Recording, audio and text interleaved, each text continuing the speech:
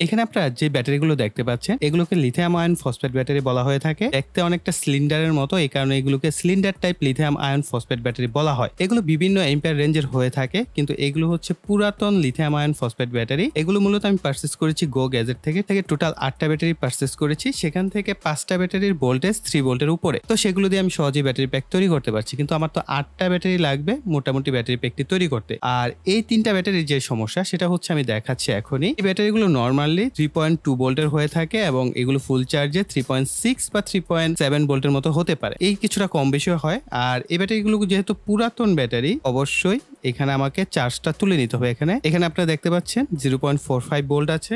আর এখানে যদি আমরা চেক করে দেখি এখানে 0.84 ভোল্ট, আর এটা যদি দেখি 0.68 ভোল্ট আছে। এখন সমস্যা হচ্ছে যেটা যে আমাদের অবশ্যই একটা একটা করে ব্যাটারিকে চার্জ করে এই চার্জগুলোকে ব্যালেন্সড করে নিতে হবে। যখন আমরা ব্যাটারি প্যাক তৈরি করি তখন আমরা যেরকম 18650 ব্যাটারি দিয়ে যখন প্যাক তৈরি করেছি, এক্ষেত্রে কিন্তু আমরা প্রতিটা ব্যাটারিকে ইন্ডিভিজুয়াল ভাবে চার্জ করে ফুল চার্জ করে নিয়েছি 4.2, 4.1 অথবা 4.3 ভোল্ট পর্যন্ত কিন্তু অনেক ব্যাটারি দেখা গেছে। ঠিক একই ভাবে যেহেতু এই ব্যাটারিগুলো 3.2 ভোল্টের, তার মানে আমাদের অবশ্যই 3.5 বা 3.4 ভোল্ট পর্যন্ত এটাকে চার্জ করে দেন আমাদের ব্যাটারি প্যাক তৈরি করতে হবে। আদারওয়াইজ এই একটা ব্যাটারির ভোল্টেজ কম থাকার কারণে আমাদের পুরো প্যাকটা নষ্ট হওয়ার সম্ভাবনা আছে বা আনব্যালেন্সড হয়ে যাওয়ার সম্ভাবনা আছে। অনেক ক্ষেত্রে হয় না যে ভাই আমাদের পুরো ব্যাটারি প্যাকটা গরম হচ্ছে, এরকম একটা দুইটা ব্যাটারির জন্য আপনার ব্যাটারি প্যাক গরম হতে পারে। এক্ষেত্রে আমাদের প্রতিটা ব্যাটারিকে অবশ্যই ফুল চার্জ করে নেওয়ার চেষ্টা করতে হবে। বড় সমস্যা যেটা 3.2 ভোল্টের, তো আর আপনি সিঙ্গেল যে ব্যাটারির চার্জার সেটা আপনি পাচ্ছেন না মার্কেটে। তো কি করা যায় সেটার জন্য আমি অল্টারনেটিভ ব্যবস্থা করছি।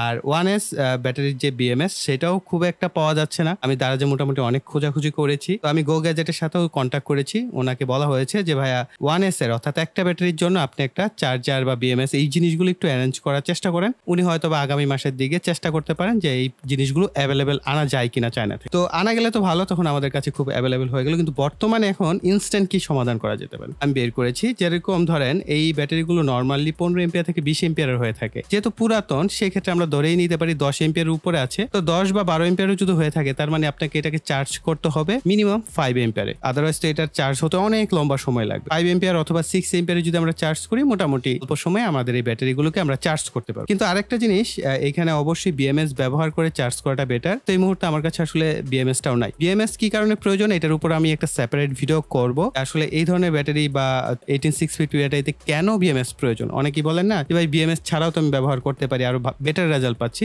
এটার একটা আমি আপনাদের ব্যাখ্যা দেওয়ার চেষ্টা করব। আমি একটা প্ল্যান করেছি, সেটা হচ্ছে LM2596 মডুল। এটা তো অ্যাভেলেবেল পাওয়া যায় এবং এটার আমরা চাইলে ভোল্টেজ 3.65 অথবা 3.7 এরকম ভোল্টেজে সেট আপ করতে পারি।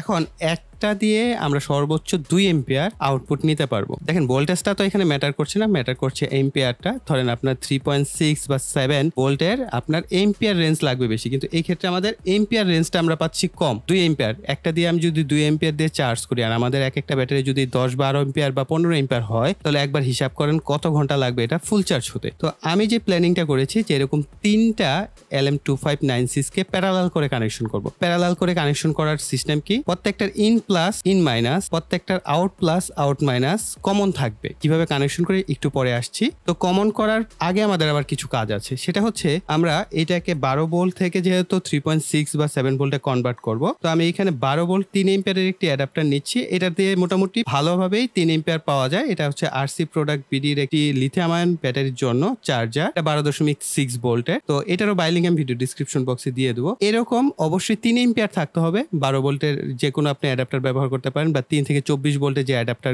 এগুলো যে রিয়েল 3 এম্পিয়ার পাওয়া যায় ওইরকম অ্যাডাপ্টার হলেও হবে। যে এরকম একটা অ্যাডাপ্টার লাগবে। আমি অ্যাডাপ্টারটার সাথে এরকম একটি কানেক্টর কানেকশন করে দিলাম। এরপর আমাদের এই প্লাস মাইনাস আমরা এইখানে কানেকশন করে দিব। এটার ইন প্লাস এবং ইন মাইনাসের সাথে কানেকশন করব। এই মিটারের এইখানে হচ্ছে আউট প্লাস এর সাথে লাল প্রুফ, আউট মাইনাসের সাথে কালো প্রুফটাকে কানেকশন করব। 12.5 ভোল্টের মতো রয়েছে। আমরা এই ভেরিয়েবল রেজিস্টরটাকে ঘুরিয়ে 3.65 অথবা 3.7 ভোল্টের মতো সেট করব।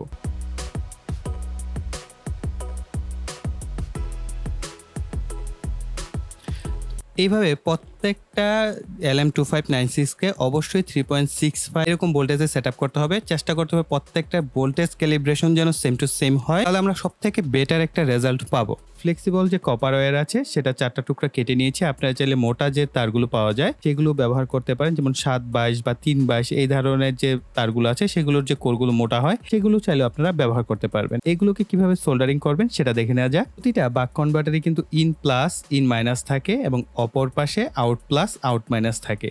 তো আমরা ইন প্লাসগুলোকে যদি শর্ট করে বা কমন করে নেই তাহলে আমাদের যে আউট প্লাস এবং আউট মাইনাস আছে সেগুলো কিন্তু কমন হয়ে যাবে।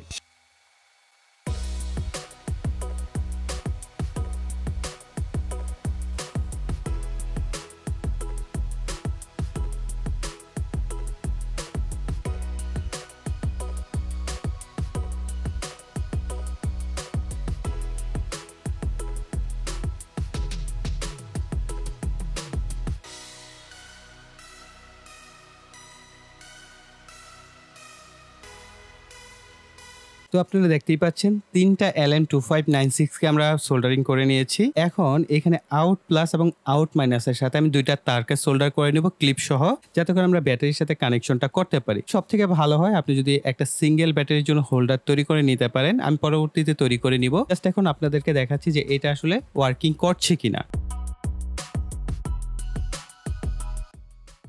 আমরা ইনপুট প্লাস মাইনাসের সাথে ঠিক একই রকমের ক্লিপ কানেকশন করে নিব। আমাদের এই কানেক্টরটা মূলত চলে যাবে আমাদের যে অ্যাডাপ্টার আছে সেই অ্যাডাপ্টারের সাথে কানেকশন করে দিচ্ছি।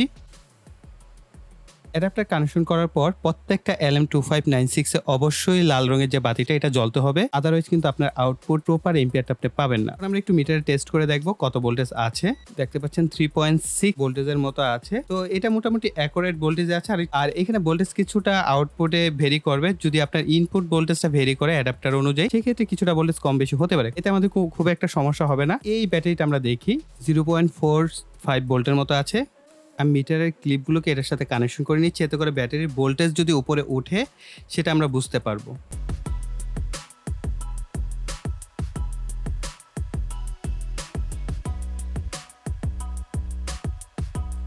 আপনারা দেখতে পাচ্ছেন আমাদের ভোল্টেজ কিন্তু ধীরে ধীরে ইনক্রিজ হচ্ছে। তো এইখানটা একটা প্রবলেম হয়েছে, সেই প্রবলেমটা সলভ আমি আপনাদেরকে দিব। সেটা সময় জাস্ট অপেক্ষা করেন, আমাদের ব্যাটারির ভোল্টেজটা ধীরে ধীরে বাড়ুক। আপনারা এখানটা দেখতে পাচ্ছেন আমাদের ভোল্টেজ কিন্তু ধীরে ধীরে বাড়ছে। আমাদের LM2596 যে মডিউল সেটার কিন্তু বাতিগুলো বন্ধ হয়ে গেছে। আমি যদি খুলে দেই, যদি ব্যাটারি থেকে সরিয়ে ফেলি তখন বাতিগুলো জ্বলছে, আবার কানেকশন করলে বাতিগুলো বন্ধ হয়ে যাচ্ছে। এটা সমাধান আমি একটু পরেই দিব। জাস্ট আমাদের ব্যাটারির ভোল্টেজটা ধীরে ধীরে আরেকটু বাড়ুক। এটা আমরা অলমোস্ট 6 এম্পিয়ারের মতো পাচ্ছি, যার ফলে কিন্তু এত দ্রুত ব্যাটারির চার্জ উঠছে এবং ব্যাটারির ভোল্টেজ 3 ভোল্টের কাছাকাছি যাওয়ার পরেই কিন্তু এটার যে ইনক্রিজ হওয়ার রেটটা সেটা ধীরে ধীরে কমে যাবে। ওকে, তো এখন আমরা শুধু ব্যাটারির ভোল্টেজটা চেক করে দেখি একটুখানি বাড়লো কিনা।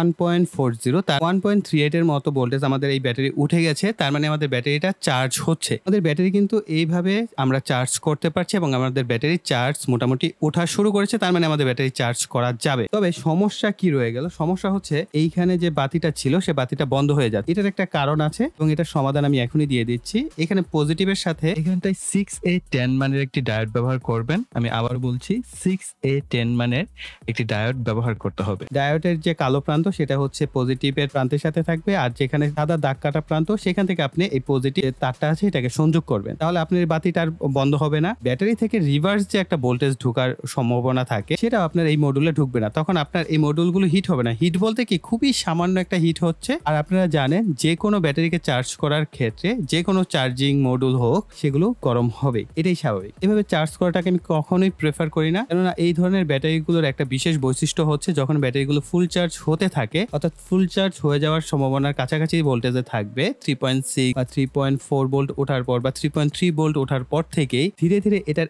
এম্পিয়ার রেট কমিয়ে দিতে হয়। কিন্তু আমাদের এখানে যে 6 এম্পিয়ার, এটা তো কনস্ট্যান্ট এম্পিয়ার থাকছে, যার ফলে আপনার ব্যাটারিগুলো হিট হতে পারে, নষ্ট হয়ে যেতে পারে অথবা ড্যামেজ হওয়ার সম্ভাবনা থাকে। এই কারণে আমি আপনাদেরকে প্রেফার করব না এইভাবে করেন। তাহলে এই প্রক্রিয়াটা আসলে কখন? এই প্রক্রিয়াটা হচ্ছে ইমার্জেন্সি কেস। ধরেন এখন আমার একটা ইমার্জেন্সি কেস, আমি ব্যাটারি প্যাকটা তৈরি করতে চাই, নতুন ব্যাটারি পেয়েছি কিন্তু আমি দারাজে বা কোথাও আমি এটার এটার জন্য চার্জার পাচ্ছি না সিঙ্গেল ব্যাটারিকে চার্জ করার জন্য। যদি আপনাদের কারো কাছে সংগ্রহে থাকে বা আপনাদের কারো কাছে জানা থাকে যে হ্যাঁ ওই জায়গায় পাওয়া যাবে, লিঙ্কটা আমাকে দয়া করে আমাদের যে ফেসবুক পেজ আছে সেখানে দিতে পারেন, তাহলে এটা আমার জন্য অনেক বেশি উপকার হবে।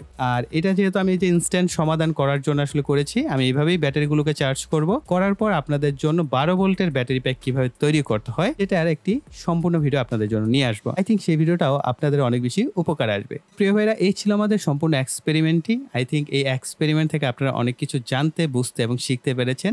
তার জন্য প্রিয় ভাইরা অবশ্যই আপনাদের যে 300টি লাইকের মাইল ফলক, ইনশাল্লাহ আপনারা এটা খুব দ্রুত পূরণ করে দিবেন। আর কমেন্ট সেকশনে জানাবেন যে আপনাদের কিরকম লাগলো সম্পূর্ণ ভিডিওটি। আর যারা এখনো চ্যানেলটিকে সাবস্ক্রাইব করেনি তার ভাই অনেক কিছু মিস করছেন, তারা অবশ্যই চ্যানেলটিকে সাবস্ক্রাইব করে পাশে বেল বাটনটি অ্যাক্টিভ করে রাখবেন পরবর্তী ভিডিওর নোটিফিকেশন পাওয়ার জন্য। সো এই বলে এখানে বিদায় নিব। সকলে ভালো থাকবেন, সুস্থ থাকবেন, টাটা।